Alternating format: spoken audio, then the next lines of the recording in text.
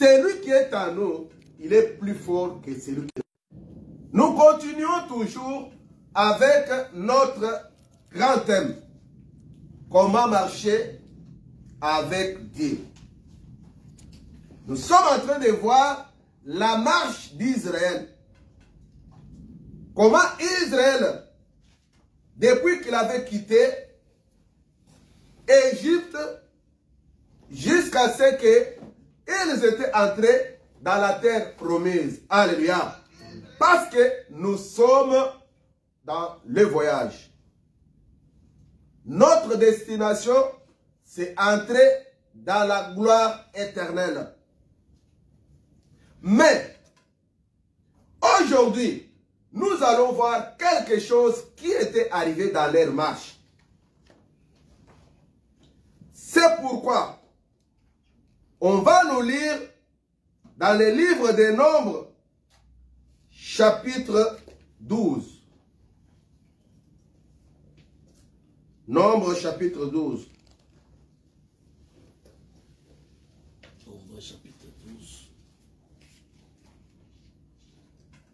On pourra lire tous les chapitres.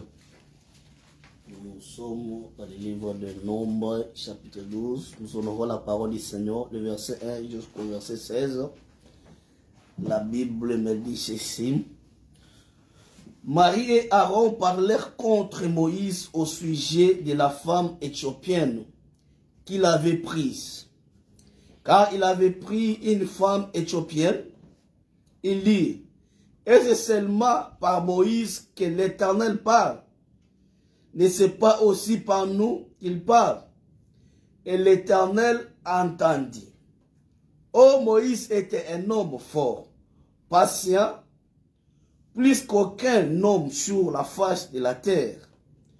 Soudain, l'Éternel dit à Moïse, Aaron et à Marie, allez, vous trois, à la tente d'assignation, et ils allèrent tous les trois.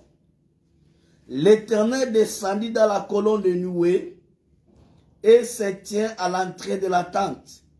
Il appela Aaron et Moïse. Il appela Aaron et Marie, qui s'avancèrent tous les deux. Et il dit, écoutez bien mes paroles. Lorsqu'il y aura parmi vous un prophète, c'est dans une vision que moi, l'Éternel, je me relèverai à lui. C'est dans un songe que je lui parlerai. Il n'en est pas ainsi de mon serviteur Moïse. Il est fidèle dans toute ma maison. Je lui parle bouche à bouche. Je me relève à lui sans énigme. Et il voit une représentation de l'Éternel. Pourquoi donc n'avez-vous pas craint de parler contre mon serviteur, contre Moïse? Verset 9. La colère de l'Éternel s'enflamma contre eux, et il s'en alla. La nuée se retira dessus la tente, et voici Marie était frappée d'une lèpre, blanche comme la neige. Aaron se tourna vers Marie, et voici, elle avait la lèpre. Verset 11. Alors, Aaron dit à Moïse, de grâce, mon Seigneur, ne nous fais pas porter la peine du péché que nous avons commis en insensé et dont nous nous sommes rendus coupables. Oh, qu'elle ne soit pas comme l'enfant mort-né, dont la chair est à moitié consumée quand il sort du sein de sa mère. Moïse cria à l'Éternel en disant, ô Dieu, je t'ai pris, guéris-la. Verset 14. Et l'Éternel dit à Moïse, si son père lui avait craché au visage, ne sera-t-elle pas pendant 7 jours un objet de honte, qu'elle soit enfermée 7 jours en dehors du camp, après quoi elle y sera restée. Verset 15.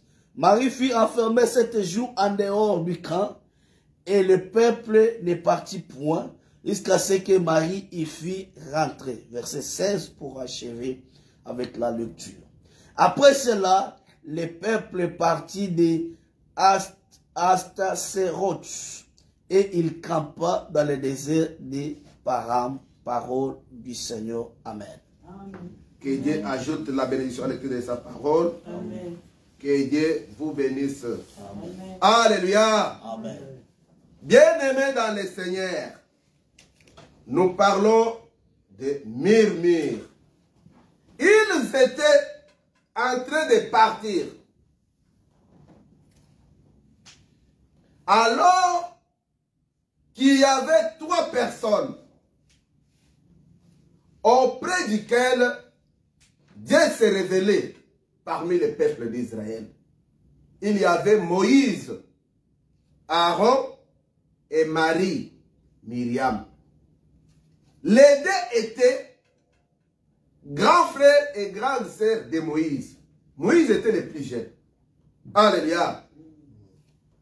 Vous voyez, dans les choses de Dieu, il ne faut pas considérer quelqu'un par rapport à son âge. Parce que ce qui compte dans l'homme, ce n'est pas le nombre d'années. Ce qui compte dans l'homme, ce n'est pas les cheveux blancs. Mais ce qui compte dans l'homme, c'est l'esprit de Dieu dans l'homme. Alléluia. Or, l'esprit qui est dans l'homme, c'est celui qu'on appelle l'ancien des jours. C'est celui qui est l'esprit supérieur. Celui qui a le Saint-Esprit, il a un esprit supérieur aux sorciers, aux magiciens, aux scientistes, aux savants des sciences. Ce sont eux que Dieu a mandaté pour conduire le peuple. Ici, qu'est-ce que nous voyons? Aaron et Marie ont commencé à murmurer contre Moïse. Ils se disaient, pourquoi Moïse veut se faire voir, veut se montrer? Est-ce que c'est parmi celles que Dieu parle? Mais Dieu nous parle aussi. Parce que Myriam était aussi prophétesse. Aaron était aussi prophète. Parce que qui est un prophète? Un prophète, c'est celui que Dieu parle à travers lequel il transmet son message à son peuple.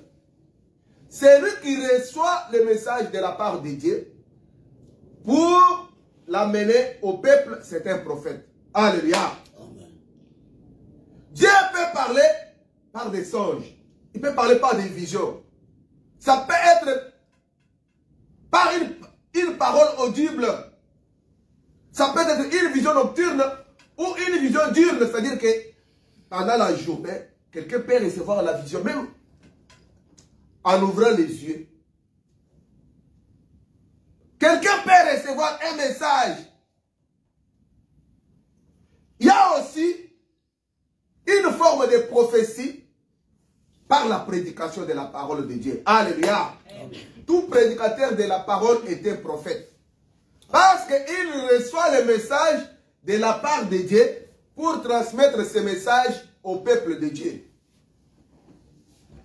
Ainsi, parce que tous étaient des prophètes, ils ont murmuré contre Moïse en disant, pourquoi Moïse veut se faire voir? Il y a une loi qu'on ne peut pas épouser des femmes étrangères. Mais pourquoi Moïse, lui, a pris une femme éthiopienne? Alléluia. Amen. Est-ce que c'est seulement par lui que Dieu nous parle? Dieu a entendu. Parce que le murmure, c'est parler d'une voix douce. Mais avec regret, avec contestation. C'est pourquoi les enfants ne doivent pas murmurer lorsque leurs parents leur donnent à faire quelque chose. Il y a les gens qui ont perdu même le travail. Votre supérieur vous donne l'ordre et vous êtes en train de murmurer, il vous donne des demandes d'explication. Peut-être des suspensions. Ça peut amener même à la révocation. Si cela se répète, Dieu a entendu les murmures parce que Dieu voit même dans les secrets. Alléluia. C'est-à-dire que quand ils ont murmuré, peut-être c'était à l'absence de Moïse. Mais comme Dieu voit dans les secrets, Dieu les ravit. Il les appelle, tous les trois. Venez à la tente d'assignation. Parce que la tente d'assignation, c'était le lieu où ils allaient rencontrer Dieu. Parce que la tente d'assignation, c'est la tente des rencontres. Lorsque Dieu voulait leur adresser quelque chose, il les appelait à la tente. Ils allaient là, à trois, et Dieu pouvait les parler. Dieu leur demande, pourquoi vous n'avez pas craint de parler contre mon serviteur, contre Moïse? Alléluia. Amen. Vous croyez que parce que je vous parle aussi, parce que vous êtes prophète, vous voulez vous comparer à Moïse?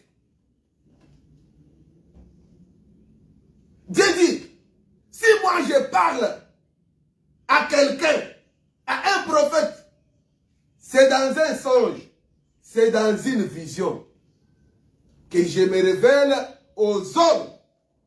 Mais cela n'est pas question avec mon serviteur Moïse. Parce que d'abord, lui, il est fidèle dans toute ma maison. Alléluia. Amen. Oui. Moïse était fidèle. Et Moïse, je ne lui parle pas comme d'autres personnes. Je parle à Moïse bouche à bouche. Alléluia. Amen. Oui. C'est pourquoi nous avons souvent demandé à nos prophètes que si même Dieu vous donne les messages, vous devez aussi fouiner, aller dans la profondeur pour qu'il y ait des précisions. Alléluia. Amen. Que ça ne soit pas vague. Moïse pouvait tourmenter Dieu. Dieu lui envoie, il refuse. Non, je ne veux pas. Je ne sais pas parler. Dieu commence à lui expliquer. Non, c'est moi qui ai créé les hommes. C'est moi qui fais que les hommes parlent ou soient muets. Je peux t'utiliser quelle que soit ta condition. Alléluia. Amen. Moïse pouvait demander les signes. Moïse pouvait me dire que je vais te voir. Dieu a fait voir à Moïse même la réponse. Il dit que je parle à Moïse sans énigme. Alléluia. Amen. Énigme, c'est comme quelque chose, comme une parabole, comme une devinette. Donc, en se cachant, mais il dit que je parle à Moïse ouvertement. Quand je veux lui dire quelque chose, ce n'est pas seulement les signes, ce n'est pas seulement l'image, ce n'est pas seulement la vision. Je lui explique tout. Même pour la construction des tabernacles, Dieu avait appelé Moïse, il lui avait fait voir comment il devait construire les tabernacles. Alléluia. Et Dieu lui a dit, faites gaffe de faire tout selon le modèle qui t'a été montré. C'est-à-dire que lorsque les gens qui ont fait des ustensiles du temple, lorsqu'ils étaient en train de le faire, Moïse venait là pour corriger, pour dire que non, ce que Dieu m'avait dit, ce n'était pas ça, il faut ajouter ça, augmente ça, enlève ça. Parce que Moïse avait la véritable représentation. Je lui parle sans énigme, sans parabole. Il voit même la représentation de Dieu. Vous savez, un jour Moïse avait dit, oh, si j'ai trouvé grâce, hein, fais-moi voir ta gloire. Dieu lui a dit, non, un homme ne peut pas voir Dieu et vivre. Mais pour toi, je te couvrirai, mais tu me verras par les dos. Alléluia. Amen. Oui. Et Dieu est apparu et Moïse a pu voir par les dos. Alléluia. Amen. Non. Moïse n'était pas n'importe quel prophète. C'est que Moïse était un prophète supérieur. C'est que vous pouvez dire majeur. Mais aujourd'hui, il y a des gens qui se tapent aussi de la poitrine pour dire que oh, je suis aussi prophète majeur. Non. Les prophètes majeurs, Moïse ne s'était pas autoproclamé. C'est Dieu lui-même qui avait déclaré Moïse comme étant un prophète supérieur. C'est pourquoi nous voyons, lorsque Dieu avait appelé Moïse à la montagne de Sinaï pour donner la loi à son peuple, Dieu lui-même a écrit de son doigt sur les tables de la loi. Mais lorsque Moïse descendait et qu'il a trouvé le peuple en train d'adorer les veaux d'or, Moïse avait brisé ces tables-là. Lorsque Moïse est rentré pour la seconde fois, Dieu a dicté à Moïse. Alléluia. Amen. Et les tables qui étaient réservées dans l'arche étaient écrites avec les doigts de Moïse. Alléluia. Amen. Or, cette loi, c'est la loi de Dieu que Dieu avait donnée à son peuple. Mais nous disons que la loi de Moïse. Alléluia. Amen. Pourquoi? Parce que Moïse, il était Dieu devant Israël. Amen. Vous savez, lorsque Moïse avait refusé, il a dit non, à moi c'est lui que tu veux. Moi je ne vais pas partir. Dieu dit non, je te ferai toi Moïse Dieu devant Pharaon. Et Aaron ton frère te servira des prophètes. Alléluia. Amen. C'est que lorsque Moïse parlait, comme il ne savait pas parler, il bégayait. Il fallait que Aaron interprète pour que le peuple puisse écouter ce que Dieu leur disait à travers Moïse. Même devant Pharaon. Comme le prophète, c'est lui qui reçoit de Dieu, Aaron, il était prophète. Pourquoi? Puisqu'il recevait de Dieu, Moïse qui était Dieu. Amen. Amen.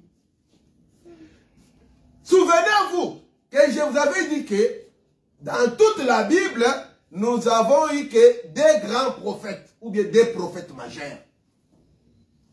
Moïse était venu avec la loi, et Jésus-Christ est venu avec la grâce et la vérité. Amen. Amen.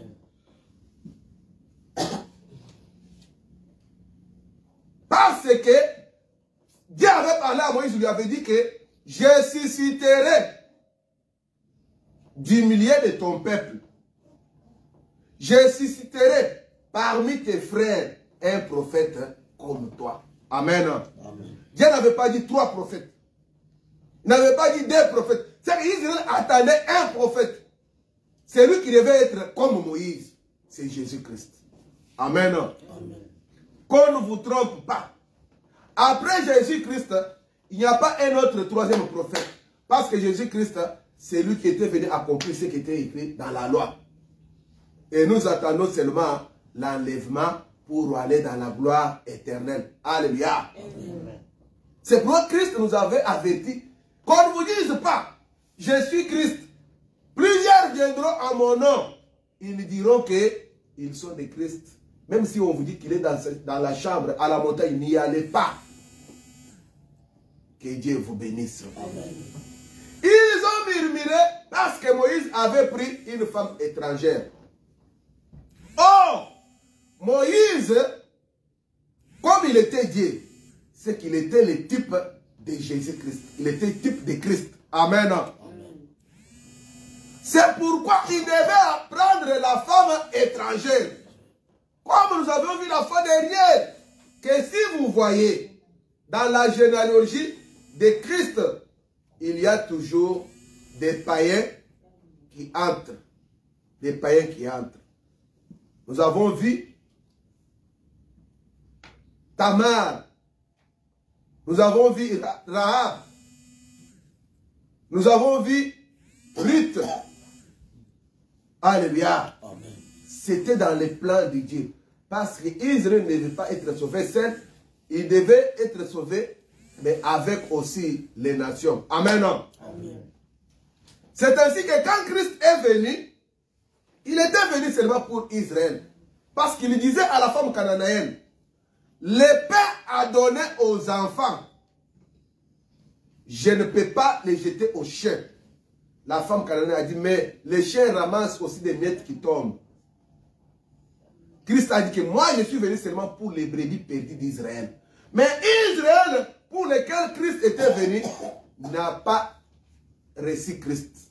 ils l'ont rejeté. Alléluia. C'est pourquoi la grâce est venue maintenant chez nous les païens. C'est pourquoi l'épouse de Christ, Église, est sortie du païen. Amen. Amen. Oh! Moïse, comme il était type de Christ, il avait la révélation. Mais eux, ils n'avaient pas la révélation. Ils étaient en train de condamner Moïse. Alléluia. À cause de cela, quand Dieu les a appelés, il leur a dit, pourquoi vous avez fait ça? Il ne faut pas parler contre mon serviteur Moïse. Ils se sont retirés de la présence de Dieu. Et Aaron, quand il tourne, regarde, Marie était couverte de la lèpre. Alléluia. Amen. La lèpre partout. Aaron va vers Moïse et dit, oh, de grâce Seigneur, qu'elle ne soit pas comme un enfant mort-né, dont la peau est brûlée. Moïse, en tant que serviteur de Dieu, il a la miséricorde, il a l'amour. Il n'a pas dit non, vous allez voir, vous allez sentir que je suis homme de Dieu. Non, un homme de Dieu n'est pas là pour maudire les peuples. Alléluia. Non. Dieu ne vous a pas donné cette onction-là pour maudire les gens. Puisque, vous savez, dans la bouche du sacrificateur, il y a la vie, il y a aussi la mort. Tu peux déclarer la mort et quelqu'un meurt. Mais Dieu te demandera son sang. Alléluia. Non, notre pouvoir, ce n'est pas de faire le mal. Notre pouvoir, c'est de faire le bien. C'est pourquoi Christ a dit, priez même pour vos ennemis. Priez pour ceux qui vous persécutent. Tu peux me déclarer que mes ennemis meurent. Ils vont mourir. Mais quand ils meurent dans leur péché, Dieu va te demander leur sang. Alléluia. Même quand nous disons, nous invoquons les faits. Parce qu'il y a beaucoup de gens qui font des rêves. Oh, j'invoque les faits contre mes ennemis. Non, nous n'invoquons jamais les faits contre, pour tuer les ennemis. Mais nous invoquons les faits pour détruire les œuvres des ennemis. Amen. Amen. Puisque même le diable, tu ne peux pas l'envoyer dans les faits aujourd'hui. Il y a un temps que Dieu a prévu que le diable sera mis dans les faits. Toi, tu ne peux pas changer le temps de Dieu pour dire que non. Toi, le diable, je t'amène dans les faits, il n'ira pas dans les faits. Là, pour que le diable exécute, il faut que tu pries conformément à la parole de Dieu. Si ta prière est contre la parole de Dieu, ça ne va pas avoir l'effet, même devant le diable. Alléluia. C'est pourquoi le peuple de Dieu doit être enseigné, doit connaître la parole de Dieu. Nous neutralisons les œuvres du diable. Nous renversons ses plans, ses forteresses. Nous renversons les raisonnements et toute désobéissance. Mais les hommes, nous prions que Dieu leur fasse grâce pour qu'ils se convertissent. Car Dieu n'aime pas la mort du pécheur. Amen. Amen. Que Dieu vous bénisse. Moïse a prié. Et Dieu dit non. Même si son père avait craché sur elle, ne serait-elle pas 7 jours dehors? Elle doit aller hors du camp. Alléluia. Amen. Et puisque celui qui avait la lèpre ne pouvait pas vivre avec les autres dans les camps, on a pris Marie hors du camp. Alléluia. C'est pourquoi l'église, nous, lorsque nous nous réunissons, nous sommes des saints, des sanctifiés, c'est-à-dire que les gens qui n'ont pas de péché. C'est pourquoi il est de recommander que lorsque quelqu'un pêche, marche contre la parole de Dieu, oui, l'église est capable de les suspendre. Là, on les met hors du camp. Alléluia.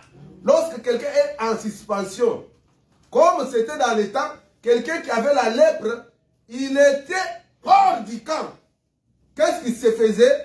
Les sacrificateurs allaient les consulter pour contrôler si la lèpre était terminée. Lorsque la lèpre est terminée, il va donner les sacrifices et on les purifie par les sacrificateurs, ils rentrent dans les camps. Amen. Amen. De même que l'église, si quelqu'un pêche, il doit y avoir aussi des sanctions. On ne les cisse pas. Des fois même, on est dit de venir à l'église. Mais il ne devient pas ennemi. Les serviteurs de Dieu peuvent aller les voir pour contrôler sa marche. S'il se répand, on l'accepte, il retourne aussi dans l'église. Alléluia. Puisque l'église ne veut pas tolérer le mal. Parce que Christ viendra prendre l'église sans tache. Ni ride, ni rien de semblable. C'est pourquoi nous venons chaque jour dans la prière écouter la parole de Dieu. C'est pour que cette parole puisse nous purifier, nous transformer, nous tailler pour nous amener à la stature parfaite de Christ. Alléluia. Amen.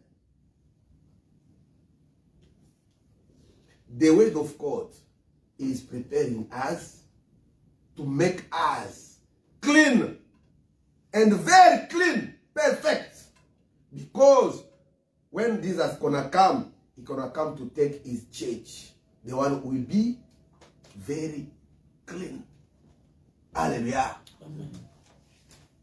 Un enfant de Dieu ne peut pas marcher dans les péchés. Non, non, vous voyez, j'ai la chair. Non. Si tu n'es pas saint, tu ne peux pas voir la gloire de Dieu, puisque celui qui est saint, c'est celui qui sera enlevé. Amen. Amen. Puisque je causais avec d'autres disais, ah, est-ce que dans le monde, est-ce que quelqu'un peut être saint? Non. Dans le monde, il y a les saints. Si tu n'es pas saint, lorsque nous nous réunissons comme ça, nous sommes une église des saints. Nous ne sommes pas l'église des païens ou bien l'église des pécheurs. Un saint, c'est celui qui a cru à Christ comme son Seigneur et Sauveur et qui est sanctifié, qui est né de nouveau, qui marche dans la crainte de Dieu. Amen. Amen. Que Dieu vous bénisse. C'est pourquoi l'église, nous devons tenir beaucoup d'attention. Il y a aussi ceux qui, aujourd'hui, peuvent murmurer contre les serviteurs de Dieu et se créer des problèmes, des malédictions. Peut-être Myriam avait eu la lèpre, mais toi tu peux avoir une malédiction, un problème à cause de murmurer contre les serviteurs de Dieu.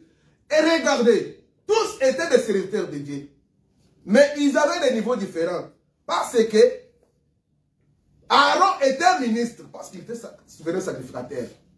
Mais ils ont tous murmuré. Mais la lèpre n'a pas touché Aaron. Alléluia. Vous savez pourquoi? À cause de l'huile d'onction qui était sur Aaron. Alléluia. Parce qu'un sacrificateur pouvait aller toucher les lépreux. Quand les lépreux étaient hors du camp, les sacrificateurs allaient les visiter. Ils touchent, ils voient, non, non, non. La lèpre, je vois dans ce côté-ci les bras, et ce n'est pas encore bien terminé, non, restez encore pour que on va observer. Ils peuvent toucher. Les sacrificateurs ne pouvaient pas être contaminés par la lèpre. C'est pourquoi Myriam, il avait les dons. Alléluia. Amen. Elle prophétisait. Elle n'avait pas les ministères, mais elle avait les dons. Elle a été frappée par la lèpre. Est-ce que vous comprenez? Parce qu'aujourd'hui, il y a des gens qui peuvent dire, vous voyez, la femme peut aussi prêcher. Elle avait les dons, mais elle n'avait pas les ministères. C'est pourquoi la lèpre n'a pas touché Aaron. Parce qu'Aaron était sacrificateur, il avait les ministères. À cause de l'huile d'onction, cette lèpre n'a pas touché Aaron. Mais elle a atteint Myriam. Elle est aussi servante de Dieu. C'est pourquoi, même si vous voyez un serviteur de Dieu qui vient, pour que vous commencez à critiquer le pasteur, les serviteurs de Dieu, ils disent non, non, non, non, ne parlons pas d'autres personnes, parlons de nos propres affaires. Alléluia.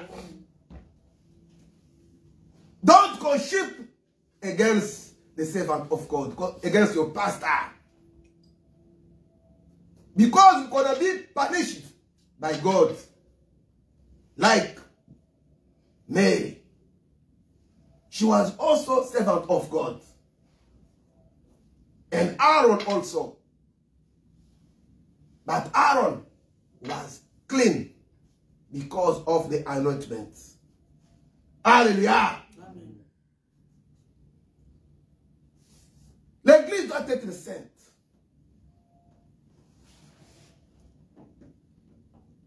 Dans les livres des Nombres, 21, chapitre, Nombre 21, à partir du 4e au 9e verset. Nombre toujours 21. Nombre 21, verset 4 à 9. La Bible nous dit ceci. Il partit de la montagne Hor par le chemin de la mer Rouge pour contourner les pays de Édom. Le peuple s'impatienta en route et parla contre Dieu et contre Moïse, pourquoi nous avez-vous fait monter hors d'Égypte pour que nous mourions dans le désert? Car il y a point envoya contre le peuple des serpents brûlants. Ils mordurent le peuple et ils mourirent beaucoup de gens en Israël. Le peuple vint à Moïse et dit, nous avons péché car nous avons parlé contre l'Éternel et contre toi, hein, conserver la vie, parole du Seigneur. Alléluia. Bien-aimé dans le Seigneur, ce peuple d'Israël, c'était un peuple qui était tellement compliqué. Moïse a risqué à maintes reprises d'être lapidé par le peuple. La Bible dit ceci. Ils étaient arrivés quelque part, à la montagne de Hor. Le peuple dit non, non, non, non, non, non, non. Ah, nous avons dégoûté cette manne. Toujours la manne, pas de pain, pas de la viande. Pourquoi vous nous avez fait sortir d'Égypte? Ici dans le désert, il n'y a pas d'eau. Nous allons mourir avec nos enfants, avec nos troupeaux.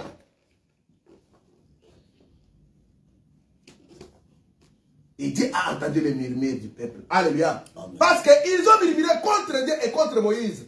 Oh Dieu est venu, oh Dieu, oh éternel Yahweh. Maintenant nous sommes là, nous n'avons rien. Dieu a envoyé des serpents brûlants. Et les serpents ont mordu le peuple et ils tombèrent. Beaucoup de gens étaient morts. Le peuple d'Israël, vraiment,